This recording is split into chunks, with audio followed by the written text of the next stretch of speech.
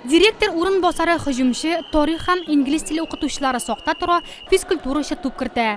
Шәһәрнең 9-нчы мәктәбендә районыбыз мөгаллимнәре арасында традицион баскетбол матчы узды.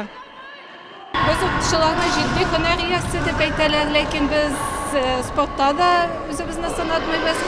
Тәнәс мәктәбеннән җыелышып команда җыеп килдек, баскетбол уйнадык, җиңелдек, ләкин бер нәрсә дә эше булмый. Уен инде ул бер генә очко белән сынаттык.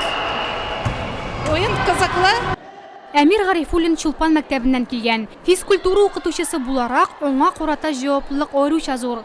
Калган команда әгъзаларына уенның кагыйдәләрен өйрәтү, туп кертү осталыгын чарларга кирәк. Бик авыр уеннар, бүтәнче командалар әзерләнеп килгәннәр. Бунда инде профессиональ укытучылар юк инде, төрле нидән. Безнең дә менә команда английский укытучысы, обществознание, история, тарих укытучысы, безнең менә физкультура укытучысы, төрле командалар белән укытучыларны җыеп килдек инде. Дәресләрдән калып әзрәк шулай. Тренировкалар үткәрдек. Турнирда район һәм шәһәр мәктәпләреннән 8 команда катнашты. Командада 5 кеше, 2 ир-егет, калганы гүзәл затлар. Ике группага бүлендек без. Бер группада 4 команда, бер группада 4 команда. Һәрбер группада 4 командада бер-берсе белән һәрберсе уйный.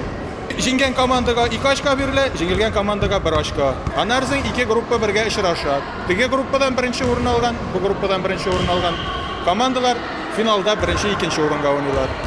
Группада икенче урын алучылары 3-нче, 4-нче урыннарга уйныйлар.